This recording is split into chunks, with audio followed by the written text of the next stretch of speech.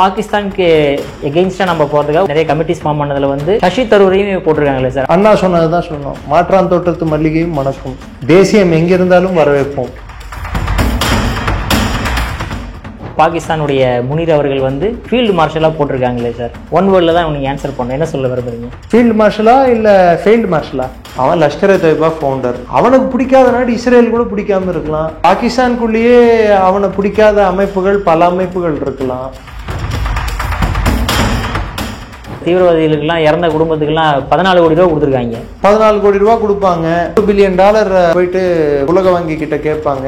The minute you take a weapon, நீ துப்பாக்கி எடுத்து இந்தியர்களை கொல்லணும், நீ ஒரு நாட்டை அழிக்கணும்னு நினைக்கும் போது அப்போ உன்னோட டெத் வாரண்ட் நீயே சைன் பண்ண மாதிரி தான். பிச்சை கேட்பது அவங்களோட அன்றாட வாழ்க்கையின் ஒரு பகுதி. அதை நீங்கள் பேசுவது அது கொச்சைப்படுத்துற விதமா இருக்கு. தனிநாடு சிந்து தேஷ் அப்படின்னு தனிநாடு கேட்கிறாங்க. பஞ்சாபே மொத்த தண்ணியை எடுத்துக்கிட்டு மொத்த விவசாயம் பார்த்துக்கிட்டு அவங்களே மொத்தத்தையும் பண்ணிட்டா அப்போ சரி இருக்கிற தண்ணியை வச்சு ஏதாவது பண்ண முடியுமான்னு பார்த்தாங்க. இப்போ சிந்துக்கும் தெரிஞ்சு போச்சு தண்ணி வரப்போறது இல்லை. ஸோ பிரிஞ்சு போறது நல்லது. அவன் வயிற்று வழி அவனுக்கு அமெரிக்கா கொடுத்த போர்க்கருவிகளை வந்து நம்ம அடிச்சிட்டோம். என்ன சொல்றான், கீழே விழுந்தாலும் மீசல மண்ணோட்டல சீச்சி ஒன்றும் நடக்கல அப்படின்னு சொல்றான். அவன் இது போரே இல்லைன்னு சொல்லிடுவான்.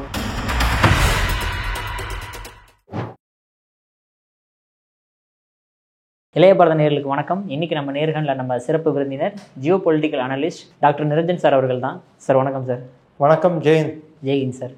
சார் இப்போ மல்ஹோத்ரா அதாவது ஸ்பையாக இருந்து அவங்க மட்டும் தான் இப்போ வெளியே தெரியுறாங்க சார், யூடியூப்ல இருந்து. ஏன்னா ஃபேமஸான பர்சனாலிட்டிஸ். அது போக மீதி கொண்டு 6 பேர் வந்து இப்போ அரெஸ்ட் பண்ணியிருக்காங்க பாகிஸ்தானுக்கு ஸ்பையாக இருந்ததுனால.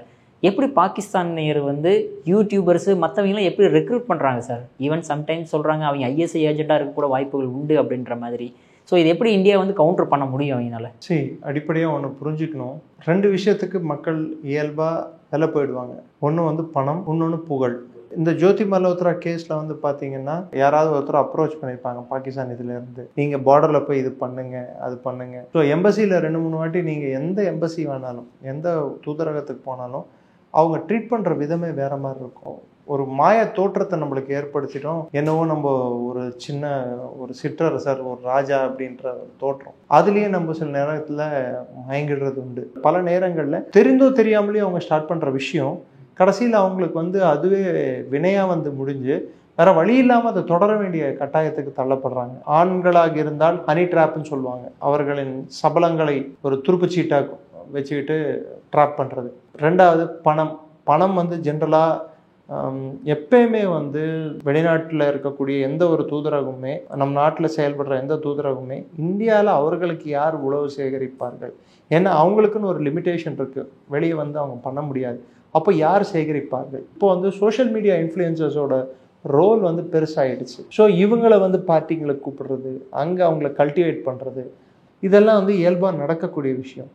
இது நடக்கும்போது நம்ம at one point of time என்ன ஆகிடுவோம்டான்னா அதில் ஒன்று டோட்டலாக மயங்கிடுவோம், இல்லை டோட்டலாக ட்ராப் ஆகிடுவோம். அதுலேருந்து மீள முடியாத அளவுக்கு.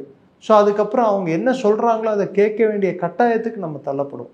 இப்படி தான் நிறைய பேர் வந்து ட்ராப் ஆகிறது உண்டு. குறிப்பிட்ட அவங்க டார்கெட் பண்ணுற ஏஜ் குரூப்பே கூட பார்த்தீங்கன்னா அந்த 20லேருந்து அந்த 40 வயசுக்குள்ளே இருக்கிறவங்க இந்த காசோட வேல்யூ, அந்த சபலம், பொருட்களுக்கு ஈஸியாக அட்ராக்ட் ஆகிறது, இவர்களை தான் வந்து அவங்க ஈஸியாக இது பண்ண முடியும். So at one point of time என்ன உண்டான்னா நம்ம யாருக்கு நம்மளுக்கு அவங்க ஒர்க் பண்ணுறாங்களோ அவங்களுக்கு நம்ம ஒர்க் பண்ணுறோமான்னு புரியாது. அப்பேற்பட்ட ஒரு காலகட்டம் எட்டும்போது அவங்க வந்து இதை பண்ணுன்னு சொல்லுவாங்க தவிர்த்து எதுக்கு பண்ணுறோன்னு கூட நம்மளுக்கு தெரியாது. இங்கே போய் இதை கவர் பண்ணு, இது இருந்தால் இது தகவல் கொடு. ஸோ அவங்களுக்கு ஓவரால் பிக்சர் தெரியாது. அவங்க கொடுத்த அந்த இன்ஃபர்மேஷனுக்கு ஃபீட் பண்ண வேண்டியது. இது பாரு, இதை பார்த்து எங்களுக்கு சொல்லு, அவ்வளோதான். அதுக்கு ஹேண்ட்லர்ஸ் இருப்பாங்க. பெரும்பாலும் அந்தந்த தூதரகங்கள் ஹேண்ட்லர்ஸ் இருப்பாங்க. அவங்க தான் இதை மெயின்டைன் பண்ணுவாங்க. இன்றைக்கி தான் social media different forms of communication வளர்ந்துருச்சு. வாட்ஸ்அப்லேருந்து எல்லாமே. ஸோ ஈஸியாக இன்ஃபர்மேஷன் பாஸ் ஆகிறதுக்கும் சான்சஸ் அதிகமாக இருக்குது. ஸோ விழிப்புணர்வு எங்கே வரணும்டான்னா கல்விக்கூடங்கள்லேருந்தே இது ஸ்டார்ட் ஆகணும். அப்போது இதுக்கு தேவை என்னன்னு பார்த்தீங்கன்னா தேசிய பாதுகாப்பு அப்படின்றது ஒரு கல்வி பாடமாகவே கல்வி திட்டத்திலேயே எடுத்துகிட்டு வந்தால் மாத்திரம்தான் நம் மக்களுக்கு வந்து ஒரு விழிப்புணர்வை உண்டாக்கும். அடுத்த தலைமுறையாவது இதெல்லாம் பண்ணக்கூடாது, ஓகே இது பண்ணால் தப்பு. நம்ம என்ன பண்ணுவோம், ஒரு உதாரணத்துக்கு ஒரு ஏர்பேஸ் இருக்குது, தாம்பரம் பேஸ் இருக்குது, அங்கே போய் பிளேன் முன்னாடி நின்று ஃபோட்டோ எடுக்கிறது. அதை ஜியோ டேக் பண்ணி அவன் அது என்ன பிளேனு எப்போ இறங்கிச்சு எல்லாம் கண்டுபிடிக்க முடியும். திடீர்னு லைவ் போடுது, இங்கே பிளாக் அவுட் ஆகிடுச்சு, அங்கேருந்து இங்கே வருது ஏவுகணை மெசைலில், அங்கேருந்து ட்ரோன் வருது, இந்த இடத்துலேருந்து இந்த தெருவுலேருந்து இது போகுது. அப்போ என்ன இன்ஃபர்மேஷன் தானா, you are passing information to the enemy. So என்ன நடந்துட்டு இருக்குன்றது லைவ்ல நம்ம என்னவோ என்ன கிரிக்கெட் மேட்ச் ஆகுது அப்படி இல்லை. ஸோ அந்த பாதுகாப்பு, தேசிய பாதுகாப்பு, நாட்டின் பாதுகாப்பு என்பதை முழு அளவில் மக்களிடையே நம்மளால எடுத்துட்டு போய் சேர்க்க முடியல. 140 கோடி மக்கள் ஜனத்தொகை இருக்கிற நாட்டில் கிட்டத்தட்ட 34 கோடி காலேஜ் கிராஜுவேட்ஸ் படிச்சுட்டு இருக்கிற நாட்டில் எத்தனை பேருக்கு பாதுகாப்பு சம்பந்தப்பட்ட விஷயங்கள் புரியும்?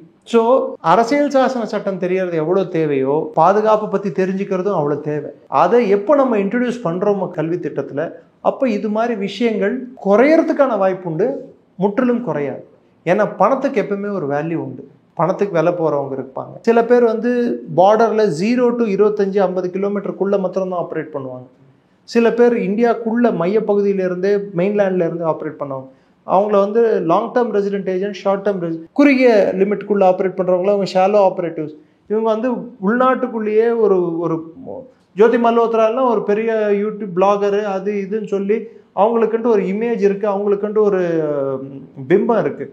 அந்த பிம்பத்தை வந்து அவங்க கட்டமைச்சுக்கிட்டு அது பின்னாடி ஒளிஞ்சிருந்து இந்த வேலையை பார்த்துட்டு இருந்தாங்க. அவங்க லாங் டேர்மாக பண்ண முடியும் இந்த வேலைகளை. ஒரு யூடியூபராக இருந்து எப்படி சார் நம்மளோட செக்யூரிட்டி இன்ஃபர்மேஷன் அவங்களுக்கு அனுப்ப முடியும்? என்னால் அவங்களுக்கு வந்து அந்த பிளாகர், நான் ட்ராவல் பிளாகர்ன்ற அந்த ஒரு அந்தஸ்து வந்து அவங்களுக்கு பல இடங்களை போகிறதுக்கு வாய்ப்புகள் கொடுத்தது. ஸோ இதுக்கு காரணங்கள் அடிப்படை புரிதல் வந்து நம்ம மக்களிடையே இல்லாது. கேமராவை பார்த்தா இழிக்க ஆரம்பிக்கிறது. முடிந்த அளவு நம்ம வந்து நம்மளை எக்ஸ்போஸ் பண்ணிக்காம, அது கண்டிப்பாக என்ன கேமரா பார்க்குதுன்னு சொல்லாதீங்க. நான் டார்க்ல இருந்தா கூட, நான் டார்க்ல இருந்து நீங்க லைட் ஆஃப் பண்ணிட்டு கூட நான் பேசணும் ரெடி. பட் முடிந்த அளவு யார் இடம் பொருள் ஏவல், யாரிடம் எதை எப்படி கூற வேண்டும் அதை வந்து புரிஞ்சுக்கிட்டு பேசுறது தான் important. On need to know basis தான் இன்ஃபர்மேஷனை ஷேர் பண்ணணும். நான் ஒரு பிரஜையா இருந்தா கூட, நான் ஒரு ஆவடி பக்கத்துலயோ இல்லை தாம்பரம் பக்கத்துலயோ இருக்கோன்னா எது வருது எது இறங்குதுன்ட்டு ஊரெல்லாம் போய் டமுக்கு அடிச்சுட்டு உட்காந்துருக்கூடாது. எனக்கு தெரிஞ்சா கூட தெரியலன்னு சொல்லக்கூடாது, ஃபோட்டோவை எடுக்கக்கூடாது. இந்த அடிப்படை புரிதல் எல்லாம் வரணும். அது இல்லாதது வந்து ஒரு விதமான ஒரு சாபக்கேடுன்னு தான் சொல்லணும். போகுது. ஸோ அடுத்ததான் நம்மளால் பார்க்க முடியுது, இப்போ ஆல்ரெடி பலூச்சிஸ்தான் வந்து பாகிஸ்தானுக்கு எதிராக மிகப்பெரிய விஷயங்கள் பண்ணிருக்காங்க. நிறைய ஆர்மி சோல்ஜர்ஸையும் கொள்றதை வந்து இப்போ அவங்க என்ன சொல்கிறாங்கன்னா, இந்தியா தான் ரீசனாக இருக்குது, பலூச்சிஸ்தான் மக்கள்லாம் எங்களுக்கு எகென்ஸ்டாக இருக்காங்க அப்படின்ட்டு. இன்னொரு சைடு பார்த்தோம்னா ஜம்மு காஷ்மீரில் லஷ்கர் தொய்பா சம்மந்தமான ஒரு டெரரிஸ்ட் வந்து அன்னோன் பீப்புள்னால கொல்லப்படுறாரு. இந்த பக்கம் பார்த்தோன்னா பாகிஸ்தானில் வந்து அதேமாதிரி இன்னொரு லஷ்கர் தொய்பா கோ ஃபவுண்டராக இருந்தவர் வந்து அவருமே வந்து அன்னோன் பீப்புளால் கொல்லப்படுறாரு. நீங்களே அன்னோன்னு சொல்லிட்டீங்க, திரும்பி அதில் என்ன கேள்வி? இல்லை சார், இதுக்கு பின்னாடி எல்லாம் இந்தியன்ஸ் இருக்காங்களான்ற ஒரு கேள்வி எழுதா இல்லையா சார்? அது பாகிஸ்தானோட கேள்வியா உங்களோட கேள்வி? பாகிஸ்தானோட கேள்வி சார். எப்படி இந்தியன்ஸ் இருப்பாங்கன்னு நான் என்கிட்ட நீங்க எதிர்பார்க்குறீங்க? அவன் லஷ்கர் தொய்பா ஃபவுண்டர், உலகம் அறிந்த டெசிக்னேட்டட் டெரரிஸ்ட் ஆர்கனைசேஷன்ல மெம்பர். அவனுக்கு பிடிக்காத நாடு இஸ்ரேல் கூட பிடிக்காம இருக்கலாம், ரஷ்யாவுக்கு பிடிக்காம இருக்கலாம். ஏன் பாகிஸ்தானுக்குள்ளேயே அவனை பிடிக்காத அமைப்புகள் பல அமைப்புகள் இருக்கலாம். ஆப்கானிஸ்தான் தாலிபானுக்கு பிடிக்காம இருக்கலாம். ஏன் இந்தியாவுக்கு மட்டும்தான் பிடிக்காதா? ஆக்சுவலாக இத்தனை நாள் இதெல்லாம் நடக்காமல் இப்போ திடீர்னு நடக்கிறதுனால ஸோ இந்தியா மேபி இது ரீசனாக இருக்கலாம்ல அப்படின்ற மாதிரி சொல்கிறாங்க சார். திடீர்னு அவங்க பஹல்காமில் தாக்குனாங்க, சொல்லிட்டே தாக்குனாங்க. அவன் தீவிரவாதிங்க. The minute you take a weapon, நீ துப்பாக்கி எடுத்து இந்தியர்களை கொல்லணும், ஒரு நாட்டை அழிக்கணும்னு நினைக்கும் போது அப்போ உன்னோட டெத் வாரண்ட்டு நீயே சைன் பண்ண மாதிரி தான். அது இந்தியா தான் பண்ணிச்சா, பாகிஸ்தானே பண்ணிக்கிச்சா? ஒருவேளை பாகிஸ்தானே பண்ணிட்டு இருக்கலாம்ல. இவங்கெல்லாம் நம்மளுக்கு தலைவலி, இவங்களால நம்மளுக்கு IMF லோன் கூட வராமல் போயிடலாம். ஸோ அட்லீஸ்ட் IMF லோன் வந்து நம்மளுக்கு 1008 இது கண்டிஷன் போட்டிருக்கான், அந்த கண்டிஷன்லேருந்து நம்ம தப்பிக்கணும்னா இது மாதிரி 4-5 பேரை போட்டு தள்ளிட்டு பார்த்தியா நாங்கள் ஒழுங்கான நாடுன்னு சொல்லி காட்டிக்கிறது கூட அவங்களே போட்டுக்கலாம்ல. பட் ஆனால் அவங்க தானே சார் இந்த தீவிரவாதிகளுக்கெல்லாம் இறந்த குடும்பத்துக்கெல்லாம் 14 கோடி ரூபா கொடுத்துருக்காங்க. ஆமாம், மசூத் அசர் குடும்பத்துக்கு கொடுத்துருக்காங்க. அவங்க வந்து 14 கோடி ரூபா கொடுப்பாங்க, திரும்பி $1 பில்லியன் போயிட்டு உலக வங்கி கிட்ட கேட்பாங்க. அவங்களோட திரும்பி அவங்களோட விமான தளங்கள் எல்லாத்தையும் சீரமைப்பு செய்யறதுக்கு $4.9 பில்லியன் பிச்சை கேட்பாங்க. இதெல்லாம் பாகிஸ்தானோட டெய்லி ரொட்டீன். எப்படி நீங்கள் காலையில் எழுந்த உடனே பல் துலக்குவது, காலை கடன் அப்படின்னு சொல்லுவோம் பார்த்தீங்களா, அதெல்லாம் பண்ணுற மாதிரியோ பாகிஸ்தானோட டெய்லி ரொட்டீன் இது. பிச்சை கேட்பது அவங்களோட அன்றாட வாழ்க்கையின் ஒரு பகுதி. அதை நீங்கள் பேசுவது அது கொச்சைப்படுத்துகிற விதமாக இருக்குது. தயவுசெய்து அப்படி பாகிஸ்தானை பேசாதீங்க. Okay sir. சார் ஆனால் அங்கே இப்போ பலூச்சிஸ்தான் முடிஞ்சவொடனே இப்போ வந்து சிந்து ப்ரொவின்சஸ்லேயுமே வந்து பாகிஸ்தானுக்கு அகெயின்ஸ்டாக மூவ்மெண்ட் கிரியேட் பண்ணியிருக்கிறத நம்மளை பார்க்க முடியுது. என்ன எதனால் இன்னைக்கு இல்லை, அது என்னில இந்த ஜிஎம் சயீதோட சிந்து மூவ்மெண்ட்டு, அவங்களோட கோரிக்கைகள் என்ன சார்? அது ஜியோசிந்த் குவாமி மூவ்மெண்ட் அப்படின்னு இருக்கு. அதாவது தனிநாடு, சிந்து தேஷ் அப்படின்னு தனிநாடு கேட்குறாங்க. ஏன்னா பஞ்சாபே மொத்த தண்ணியை எடுத்துக்கிட்டு மொத்த விவசாயம் பார்த்துக்கிட்டு அவங்களே மொத்தத்தையும் பண்ணிட்டா, அப்போது எனக்கு வரும்போது தண்ணி வந்து கூவாறு கடைசியில் மெட்ராஸில் போயிட்டு பீச்சில் போய் சேர்கிற அளவுக்கு எந்த லென்த்தில் இருக்கோ அந்த லென்த்தில் தான் தண்ணி இருக்குது. கராச்சியில் தண்ணி தட்டுப்பாடு இருக்குது, அவங்களுக்கு தண்ணி பற்ற மாட்டேங்குது, விவசாயத்துக்கு தண்ணி இல்லை. இந்த அளவில் பாலைவனத்தை சோலைவனமாக மாத்துறேன்னு சொல்லிட்டு ஒரு புது திட்டத்தை வேறு பாகிஸ்தான் ராணுவம் எடுத்து வந்திருக்கு. சிரக்கை ரீஜன், அதாவது நம்ம ராஜஸ்தானுக்கு அந்த பக்கம் இருக்கக்கூடிய பாலைவன பகுதி எல்லாத்தையும் அவங்க சோலைவனமாக ஆக்க போகிறாங்களாம், விளை நிலங்களாக மாற்ற போகிறாங்களாம். அப்போ அதை விளை நிலங்களாக மாற்றினா சிந்துக்கு போகிற தண்ணி நாம் தான் தண்ணியே கொடுக்கறது இல்லையே சார். நம்மளை நம்பி தானே வாழ்ந்துக்கிட்டு இருக்காங்க அவங்க. சரி, இருக்கிற தண்ணியை வச்சு ஏதாவது பண்ண முடியுமான்னு பார்த்தாங்க. இப்போ சிந்துக்கும் தெரிஞ்சு போச்சு தண்ணி வரப்போகிறது இல்லை, ஸோ பிரிஞ்சு போகிறது நல்லது அப்படின்னு சொல்லிட்டு அவங்க புரிஞ்சுக்கிட்டாங்க. ஸோ ஜிஎம் சயீதோட மூவ்மெண்ட் வந்து 1995 ஆக்டிவாக இருக்குது. ஸோ அந்த மூவ்மெண்ட் ஆனது வந்து சிந்து தேஷ்ன்ற அந்த பிரச்சனையை வந்து பல காலமாக சிந்தி மக்களுக்கு அவர்களின் தேவைகளும் அவர்களின் அந்த ஐடென்டிட்டி அதை வந்து இவங்க கொடுக்கல, அவங்களுக்கு கொடுக்க வேண்டிய அங்கீகாரத்தை வந்து கொடுக்கலன்னு சொல்கிற ஒரு கோபம் வந்து சிந்தி மக்களிடையே நிறைய நாட்களாகி உள்ளது. 95னா இன்னைக்கு எத்தனை வருஷம் ஆச்சு பாருங்கள், 30 வருஷம் கிட்ட ஆயிடுச்சு. 30 வருஷமாக இந்த போராட்டம் இன்னைக்கு தான் வந்து தான் நான் ஜென்ரலாக சொல்கிறது தான். அங்கே நடக்க சிந்தில் நடக்கிற போராட்டம் வந்து இனம், ஜீவாதாரம், மொழி. பலூச்சிஸ்தானில் நடக்கிற போராட்டம் இனம், கலாச்சாரம், ஜீவாதாரம். கைபர் பக்துன்வாலா நடக்கிற போராட்டம் இனம், மதம், கலாச்சாரம். ஸோ இனம் எல்லாம் ஒன்று. சிந்திகள் ஒரு இனம், பலூச்சிகள் ஒரு இனம், கைபர் பக்துன்வாலா பஷ்தூன்கள் ஒரு இனம். ஸோ நாங்கள் பஞ்சாபிங்களும் நாங்களும் ஒன்றும் இல்லை. ஏன்னா மொத்தத்தையும் ஆட்டையை போட்டு திங்கிறது பஞ்சாபி. 10 சப்பாத்தி இருக்குன்னா ஒவ்வொரு சப்பாத்தி அந்த சைடு இந்த சைடு கடாசிட்டு 7 சப்பாத்தியை சாப்பிட்டா எப்படி?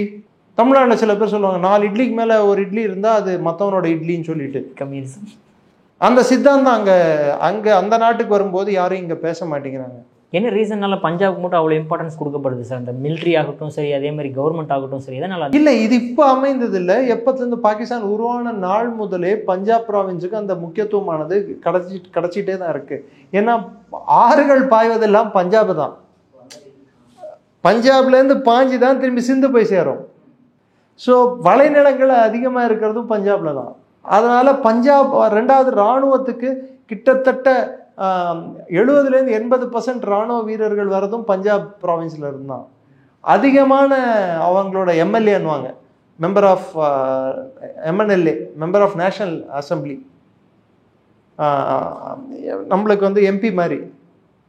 அங்கே அவங்களோட பாராளுமன்றத்தில், அதாவது நேஷனல் அசம்பிளியில் வந்து கிட்டத்தட்ட வெஸ்ட் பஞ்சாபை ஜெயிச்சா மொத்த பாகிஸ்தானை ஜெயிச்ச மாதிரி மெஜாரிட்டி கிடச்சிரும் ஈஸியாக. ஸோ அந்த பஞ்சாபோட டாமினேஷன் இன்னைக்கு இல்லை, பாகிஸ்தான் உருவான நாள் முதலே அப்படி அந்த அமைப்பானது உருவாகிட்டு அதை தகர்க்கிறதுக்கு யாராலையும் முடியல. இராணுவம் பஞ்சாபி மயம் ஆக்கப்பட்டது. ஏன்னா இந்தியாவிலேயே கூட ஒரப்போ இராணுவத்தில் பஞ்சாப்லேருந்து சேர்ந்தவங்க அதிகமாக இருந்தாங்க. அதே மாதிரி அந்த பக்கமும் பஞ்சாப்லேருந்து சேர்ந்தவங்க அதிகமாக இருந்தாங்க. 2 இராணுவத்தை பிரிக்கும் போது இராணுவத்தில் அதிகமாக அங்கே பாகிஸ்தான் இராணுவத்தில் இருந்தவங்க பஞ்சாபிகள் தான் அதிகம் இருந்தாங்க. இந்த சைடு பிரிக்கும் போது நம்ம சீக்கியர்கள் இருந்தாங்க, இந்த பக்கம் குமானிஸ் இருந்தாங்க, இந்த பக்கம் எல்லாம் பீகாரி இருந்தாங்க, மட்ராசி இருந்தாங்க, எல்லாம் இருந்தாங்க. பட் பாகிஸ்தான் வந்து கம்பேரிட்டிவ்லி சின்ன நாடாக இருக்கும்போது பஞ்சாபிகள் அதிகமாக இராணுவத்தில் இருந்ததால அந்த டாமினேஷன் ஆனது அன்று முதல் இன்று வரை அவர்களின் ஆதிக்கமானது இருக்கு.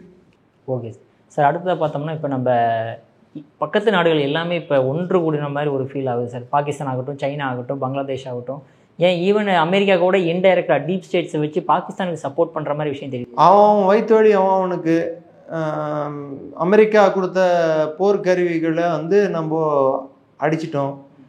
அவன் டிஃபென்ஸ் இண்டஸ்ட்ரி இதனால பெருசாக அடி வாங்க போகுது. அதனால் அவன் என்ன சொல்கிறான், கீழே விழுந்தாலும் மீசையில் மண்ணோட்டில் சீச்சி ஒன்றும் நடக்கலை அப்படின்னு சொல்கிறான். அவன் இது போரே இல்லைன்னு சொல்லிடுவான். நெக்ஸ்ட் என்ன சொல்லுவான், என்னால் தான் போர் நிறுத்தம் என்னால் வந்ததுன்னு சொன்ன அதே நாடு இது போரே இல்லைன்னு சொல்கிறான். அப்போ போரே இல்லைன்னா ஏன் போர் நிறுத்தம் வந்தது? எவ்வளோ ஒரு போலியான ஒரு ஆர்குமெண்ட் அமெரிக்கா முன்வைக்கிறாங்கன்னு சொல்லிட்டு பாருங்க. இதே சைனா எடுத்துக்கிட்டிங்கன்னா, சைனாவோட வெப்பன் இண்டஸ்ட்ரி வந்து கிட்டத்தட்ட 5.5% வந்து சரிஞ்சிருக்கு. இன்னைக்கு அவன் பிளேனை வாங்குறதுக்கு எல்லாம் பயப்படுறான். அது JF-17 ஆகட்டும், J-20 ஆகட்டும், இல்லை J-35 ஆகட்டும். அவன் வந்து என்ன பண்ணுறான், பாகிஸ்தானுக்கு கொடுத்து இவன் டைரெக்டாக இவன் டெஸ்ட் பண்ணுறதுக்கு தைரியம் இல்லாமல் அவங்ககிட்ட கொடுத்து டெஸ்ட் பண்ண பார்க்குறான். 71 வாரில் சொல்லுவாங்க, பாகிஸ்தான் ஏர்ஃபோர்ஸ் ஆஃபீஸர்கிட்ட கேட்டாங்களாம் எப்படி பிளேன் ஓட்டுறதுன்னு சொல்லிட்டு ட்ரைனிங் கொடுப்பாங்களாம். இதை பற்றியா, இது பேர் தான் க்ரீன் ஸ்விட்ச். இதை தட்டின ஒன்று இன்ஜின் ஸ்டார்ட் ஆகும். நெக்ஸ்ட்டு எல்லோ ஸ்விட்ச், இது தட்ட உடனே வண்டி ஃபாஸ்ட்டாக மூவ் ஆகும். நெக்ஸ்ட்டு பார்த்தியா ப்ளூ ஸ்விட்ச், இது போன உடனே ஆகாயத்துக்கு டேக் ஆஃப் ஆகிடும். அப்போ லேண்டிங்க்கு அது இந்தியன் ஏர்ஃபோர்ஸ் பார்த்துக்கோ இல்லை இந்தியன் ஆர்மி பார்த்துக்கோ, உனக்கு என்னடா அப்படின்னு பழைய ஜோக் இது. It is not your botheration, India will take care of it அப்படின்ட்டு. ஸோ இன்னைக்கு சைனா கொடுத்த எல்லா விமானங்களும் அந்த நிலைமையில தான் இருக்குது.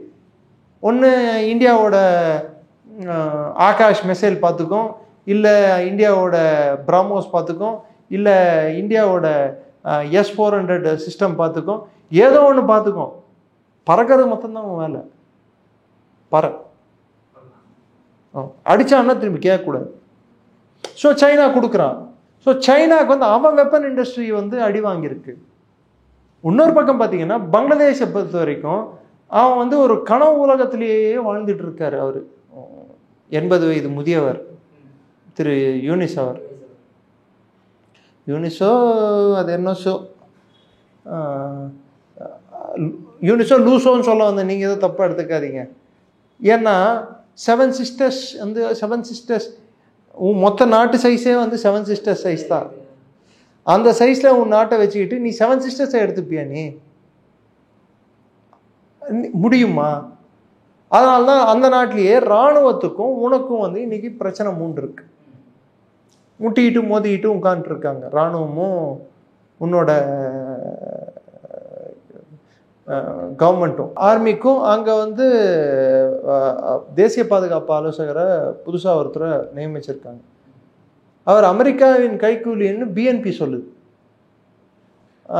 வக்ருஸமான் இராணுவ தளபதி என்ன சொல்றாரு, பங்களாதேஷ் சுதந்திர போராட்ட போர்னது புனித போர், அதை கொச்சப்படுத்தும் விதத்தில் யாரும் பேசக்கூடாதுன்னு சொல்றாங்க. அது ஜமாத்தே இஸ்லாமியை குறிவைத்து. ஜமாத்தே இஸ்லாமி யூனிஸ் பின்னாடி நிற்குது. யூனிஸ் வந்து நான் பிரான்ஸ் அதிபரை போய் பார்க்கணும்னு சொல்லி பர்மிஷன் கேட்டால் பிரான்ஸ் அதிபர் எனக்கு டைம் இல்லை அப்படின்ட்டு. 10 நான் இந்தியாவுக்கு டிரான்ஸ்ஷிப்மெண்ட் ரூட்டை மூடுறேன் அப்படின்னு. நீ மூடிக்கோ. இந்தியா என்ன பண்ணிச்சு, எல்லா பார்டர் ரூட்டையும் மூடிடுச்சு. இப்போ இந்தியாவுக்கு அனுப்பணும்னா நீ உன்னோட சிட்டகாங் ஹார்பர்லேருந்து கல்கட்டா ஹார்பருக்கு வழியாக தான் அனுப்பணும். எந்த பொருளையும் அனுப்பணும் தான். பொருளோட விலை ஏறி போச்சு. யாரும் இங்கே வாங்க போகிறதில்ல. இதால் பங்களாதேஷுக்கு எக்கச்சக்கமான நஷ்டம். யூனிஸ் அங்கே தொடர்வதை இராணுவம் விரும்பவில்லை. எவ்வளோ இராணுவத்தை பொறுத்த வரைக்கும் அங்கே எலெக்ஷன் நடந்தால் அவங்களுக்கு இருக்கக்கூடிய தலையாய பிரச்சனை, அங்கே இருக்க உள்நாட்டு பாதுகாப்பு பார்த்துக்கிறது என் வேலை இல்லை. ரோட்டில் இனிமேல் எவனா அஜிடேஷன் வந்தால் சுற்றுருவான்னு சொல்லியிருக்காங்க. ஸோ இது எல்லாம் என்ன அறிகுறிடான்னா, யூனிஸிடமிருந்து கட்டுப்பாட்டு மெதுவாக நழுவுது. ஆல்ரெடி கட்டுப்பாட்டு இல்லை, நழுவிட்டு இருக்கு ஒரு பக்கம். ஸோ பங்களாதேஷை வச்சு இந்தியா வந்து அச்சுறுத்த முடியும் அப்படின்னு யாராவது நினச்சிருந்தாங்கன்னா அதற்கான கவுண்டர் மூவ் செஸ்ஸில் செக் அப்படின்வாங்க பார்த்தீங்களா, அந்த செக்கை வந்து நம்ம வேற மாதிரி வச்சுருக்கோம். பாகிஸ்தானுக்கு ஆல்ரெடி செக் வச்சாச்சு. இப்போ இருக்கக்கூடிய பெரிய தலைவலி என்னன்னா அமெரிக்காவுக்கும் சைனாக்கும் நாங்கள் 2 பேர் தானே வல்லரசு, இது புது வல்லரசா இவன் ஏன் வரான், புது வல்லரசா இவன் ஏன் டெவலப் ஆகிறான், இவன் புது வல்லரசா டெவலப் ஆனால் நான் எங்கே போகிறது, அந்த ஒரு கேள்வியானது அவங்க. அதனால அவங்க என்ன பண்ண பார்ப்பாங்க, இந்தியாவை மட்டம் தட்ட பார்ப்பாங்க, இந்தியாவுக்கு பிரச்சனைகளை உண்டாக்க பார்ப்பாங்க, உள்நாட்டு பிரச்சனைகளை வளர்ப்ப பார்ப்பாங்க. Okay sir. ஸோ அடுத்ததாக பார்த்தோம்னா இப்போ ஆல்ரெடி நம்ம ஆர்மி பீப்புள் சொன்னது தான், டர்க்கிலேருந்து ஒரு நியர்லி 100 ட்ரோன்ஸ் வந்து அங்கிருந்து தான் வந்து நம்மளை அடிக்க வந்தது அப்படின்ட்டு. எதனால டர்க்கி வந்து இவ்வளோ சப்ளை கொடுத்தாலுமே நம்மளுக்கு எகெயின்ஸ்டாக டர்க்கி எப்பவுமே வேலை பார்த்துட்டு இருக்காங்க? டர்க்கிக்கு வந்து அதாவது இஸ்லாமிய உலகில் 4 நாடுகளுக்கு தான் பெரியவன் அப்படின்ற ஒரு நினப்பு இருக்கு. ஈரானை பொறுத்த வரைக்கும் மொத்த ஷியாக்களுக்கு தலைவன் நான் தான், மிகப்பெரிய இராணுவத்தை வைத்திருக்கும் இஸ்லாமிய நாடும் நான் தான், ஆனால் நான் பெரியவன். இதே சவுதியை எடுத்துக்கிட்டோம்னா என்னிடம்தான் 2 புனித ஸ்தலங்களின் என் நாட்டில் உள்ளதான் இருக்கு, அதை காப்பாற்றுபவன் நான் தான், அதை பராமரிப்பவன் நான் தான். ஸோ நான் தான் பெரிய ஆள். நெக்ஸ்ட்டு பாகிஸ்தான். உலகத்திலேயே இஸ்லாமிய அணுகுண்டை என்கிட்ட தான் இருக்குது, இருக்கா இல்லையான்னு உங்களுக்கும் தெரியாது எனக்கும் தெரியாது, என்கிட்ட இருக்குது அப்படின்னு இத்தனை நாள் உருட்டிகிட்டு இருந்தான். தமிழ்நாட்டில் பிடித்த வார்த்தை உருட்டு, அதை உருட்டிகிட்டு இருந்தான். அவன் உருட்டுக்கு நம்ம 4-5 பாம்பை வேற உருட்டி தூக்கி போட்டோம், கைரானாலையும் சங்கையிலும். அது என்னாச்சோ ஏதாச்சோ கடவுளுக்கு தான் வெளிச்சம். ஸோ அவன் உருட்டிகிட்டு இருந்தான். ஸோ அவன் தான் பெரியவன் அப்படின்னு அவன் சொன்னான். இது நடுவில் டர்க்கி எல்லா இஸ்லாமிய நாடுகளும் என் கட்டுப்பாட்டில் தான் இருந்தது ஒரு காலத்தில், ஓட்டமன் எம்பையர் காலத்தில். அந்த மறுபடியும் அந்த ஓட்டமன் எம்பையர் ஆனது மீண்டும் நான் ஸ்தாபிப்பேன் அப்படின்ட்டு எர்டோகனுக்கு பைத்தியம் முடிச்சிருக்கு. அதனால ஐசிஸுக்கும் அவன் சப்ளை பண்ணுவான், பாகிஸ்தானுக்கும் சப்ளை பண்ணுவான். அவங்களோட பேக்டார் ட்ரோன் இருக்கு பார்த்தீங்களா, அவனோட சொந்த மருமகன் இங்கே கேன்சல் பண்ணாங்களே சிலிபி. ஆமாம் சார். அது வந்து அவனோட பொண்ணுது சுமையாது. அந்த நாட்டில் எந்த பிஸ்னஸ் பண்ணாலும் 10% எர்டோகனுக்கு கொடுத்துடணும் ஷேரு. அது ஒரு மாடல், கமிஷன் மாடல். ஒருவேளை இந்தியா பார்த்து இங்கே பார்த்து அங்கே கற்றுக்கிட்டாங்களா, அங்கே பார்த்து இங்கே கற்றுக்கிட்டாங்க, அதுவும் ஒரு மாடல். அது டர்க்கி மாடல். தா மாடல். பல இடத்துல தான்ற வார்த்தை வந்து ஒர்க் அவுட் ஆகுது பார்த்தீங்களா. ஆமாம் சார். அது அந்த மாடல் அது. ஓகே. ஸோ அது கமிஷன் மாடல். அது அந்த மாடல் இதுபடி டர்க்கியில் வந்து அவங்கள பொறுத்த வரைக்கும் இந்தியா வந்து அவங்க டார்கெட் பண்ணுறதுக்கு பல்வேறு காரணங்களில் ஒரு காரணம், தான் இஸ்லாமிய இதுக்கு நிற்கிறவன், அந்த கொள்கைக்கும் அந்த இஸ்லாமிய வழிமுறைக்கும் அந்த வழிக்கும் அந்த ஐடியாலஜிக்காக நான் எந்த அளவுக்கும் போகக்கூடியவன் அப்படின்னு சொல்லி எர்டோகன் காட்டிக்கணும். பத்தாவதுக்கு எர்டோகனே ஒரு தீவிரவாதி தான். முஸ்லீம் பிரதர்ஹுட் மூமெண்ட்டை சப்போர்ட் பண்ணவன் தான் எர்டோகன். பல தீவிரவாத அமைப்புகளுடன் தொடர்புண்டு. ஏன் ஐசிஸ் கிட்டேருந்து எண்ணெய் வாங்கி எண்ணெய் வாங்கி அதை கள்ளத்தனமாக விற்று அதில் பணம் செஞ்சுக்கிட்டவன் தான் எர்டோகன். ஸோ அது மாதிரி ஒரு நபர் இந்தியாவுக்கு எதிராக பாகிஸ்தானுக்கு சப்போர்ட் செய்யறதுல என்ன ஒரு பெரிய ஒரு இது இருக்குது. ஏன் இன்னைக்கு ஜொலானின்னு சொல்லிட்டு சிரியாவில் ஒரு தீவிரவாதியை தானே ஜனாதிபதி ஆக்கியிருக்காங்க. பின்ன இதை அதை விட்டு நீங்கள் மறந்து போயிட்டு பேசுகிறீங்க எப்படி சார்? கடைசியாக ஒரே ஒரு கொஸ்டின் சார். அதாவது இப்போ ராகுல் காந்தி அவர்கள் வந்து ஏன் ஜெய்சங்கர் சைலண்ட்டாக இருக்கிறார், நான் கேட்ட கேள்விக்கு ஏன் பதில் சொல்ல மாட்டேங்கிறான்ற மாதிரி ஒரு கிடுக்குப்பிடி கேள்வி கேட்டிருக்காரு சார். அதை பற்றி என்ன நினைக்கிறீங்க? யாரை கிடுக்குப்பிடி போட்டாங்க அது சொல்லுங்கள் எனக்கு. ராகுல் காந்தி அவர்கள் ஜெய்சங்கர் கிடுக்குப்பிடி போட்டார். அவர் தான் சார் ட்விட்டரில் எடுத்து பேசிக்கிட்டு இருக்காரு. ஆனால் ஜெய்சங்கர் வந்து நீ பேசிக்கப்பா எனக்கு என்ன அப்படின்ற மாதிரி அவர் கண்டுக்காமையே உட்காந்துருக்காரு. யாருமே இல்லாத வீட்டு முன்னாடி போய் அஜிடேஷன் நடத்துறது யார் பண்ண முடியும் சொல்லுங்கள்? ஒரு படத்தில் விவேக் சொல்லுவார், காலம் சென்ற காமெடி நடிகர் விவேக், ஏன்டா யாருமே இல்லாத கடையில் யாருக்குடா டீ ஆத்துறீங்க அப்படின்ட்டு. அதே மாதிரி பாவம் 54 அவருக்கு வயசு. 54 வயசாச்சு. சரி விடுங்க. என்ன என்ன என்ன பிரச்சனை வந்து சார் ராகுல் காந்தி அவர்களுக்கும் ஜெய்சங்கருக்கும்? அதாவது ஜெய்சங்கர் வந்து பாகிஸ்தானுக்கு ஏதோ தகவல் கொடுத்துட்டாருன்ட்டு ராகுல் காந்தி வந்து அவரே புரிஞ்சுக்கிட்டு அவரே அதை கற்பனை பண்ணிக்கிட்டு தூக்கத்தில் கனவுல வந்ததை வந்து மறுநாள் வந்து பேச ஆரம்பிச்சிட்டாரு. அதாவது காங்கிரஸின் நிரந்தர அதாவது முட்டு கொடுக்குற ஜெர்னலிஸ்ட்டுங்க கூட ராகுல் காந்தியோட கூற்றை யாருமே எடுத்துக்கல. உதாரணத்துக்கு பர்காதத்தே இதெல்லாம் நீ பேசுறதெல்லாம் பேச்சா இருக்கா, நியாயமா உனக்குன்னு கேட்டிருக்காங்க. பர்காதத் வந்து எப்பவுமே பிஜேபி சப்போர்ட்டர் இல்லை, உங்களுக்கும் தெரியும். ராஜ்தீப் சர்தேசாய் கிரிட்டிசைஸ் பண்ணியிருக்கிறார், என்ன பேசுற இருந்தாள் அப்படின்ட்டு. ஸோ லீடர் ஆஃப் அப்போசிஷன் வந்து யாரெல்லாம் எழுந்திருக்காங்கன்னா சக்கரவர்த்தி ராஜகோபாலாச்சாரி, ஜெயபிரகாஷ் நாராயண், இன்னும் சொல்ல போனால் அடல் பிஹாரி வாஜ்பாய், இது மாதிரி ஸ்டால்வர்ட்ஸ் இருந்த அந்த பொசிஷனில் எதிர்கட்சி தலைவர் என்ற அந்த ஒரு அந்தஸ்தில் இப்படியும் ஒருவர் அமர்ந்துள்ளார். அது காலத்தின் கட்டாயமா இல்லை இந்தியாவின் தலையெழுத்தா மக்கள் பார்வைக்கு. கடைசியாக நம்ம ரேபிட் ஃபயர் கொஸ்டின் மாதிரி பார்ப்போம் சார். இப்போ ஆக்சுவலாக ரீசெண்டாக இப்போ நம்ம பார்க்க முடியுது, பாகிஸ்தானுடைய முனீர் அவர்கள் வந்து ஃபீல்டு மார்ஷலாக போட்டிருக்காங்களே சார். ஒன் வேர்டில் தான் நீங்கள் ஆன்சர் பண்ணணும். என்ன சொல்ல விரும்புறீங்க? ஃபீல்டு மார்ஷலா இல்லை ஃபெயில்டு மார்ஷலா? பாகிஸ்தானுக்கு எகெயின்ஸ்டாக நம்ம போகிறதுக்காக ஒரு நிறைய கமிட்டிஸ் ஃபார்ம் பண்ணதில் வந்து சசி தரூரையும் போட்டிருக்காங்களே சார். ஆனால் காங்கிரஸ்காரங்க வந்து சசி தரூர்லாம் இல்லாத 4 நேம் தான் கொடுத்துருக்காங்க. இருந்தாலுமே பிஜேபி வாண்டடாக சசி தரூரை போட்டிருக்காங்க. அதுக்கு என்ன சொல்லுவீங்க? அண்ணா சொன்னது தான் சொல்லணும். மாற்றான் தோற்றத்து மல்லிகையும் மணக்கும், தேசியம் எங்கிருந்தாலும் வரவேற்போம். ஓகே சார், அவர் சொன்ன மீனிங் வேறு சார், பட் ஆனால் கரெக்டாக ரிலேட் ஆகுது சார் உண்மையாலுமே. ஓகே சார், அடுத்ததான் அதான் பின்னாடியே சொல்லிட்டேன், தேசியம் எங்கிருந்தாலும் வரவேற்போம் அப்படின்னு. கனிமொழி அவர்கள் கூட கடைசியாக அந்த விஷயத்த சொல்லியிருக்காங்க, நாடுன்னு வந்துட்டா நாம தான் அப்படின்ற மாதிரி சொல்லியிருக்காங்க சார். ஸோ அடுத்ததாக இப்போ அமெரிக்காவுமே வந்து இப்போ சப்போர்ட் பண்ணுறத இந்தியாவுக்கு சப்போர்ட் பண்ணாமல் பாகிஸ்தானுக்கு டீப் ஸ்டேட்ஸ்லாம் பாகிஸ்தான் சப்போர்ட் பண்ணுறதா பார்க்குறீங்க. இது எப்படி பார்க்குறீங்க அதை நீங்கள்? எப்படி பார்க்குறேன்னா குள்ளநரி தந்திரம். ஓகே. அடுத்ததாக இப்போ பாகிஸ்தான் வந்து இப்போ 4 ஸ்டேட்ஸாக உடையுமா உடையாதான்? வரும் ஆனால் வராது. வரும் ஆனால் வராது எப்படி சொல்ல வர?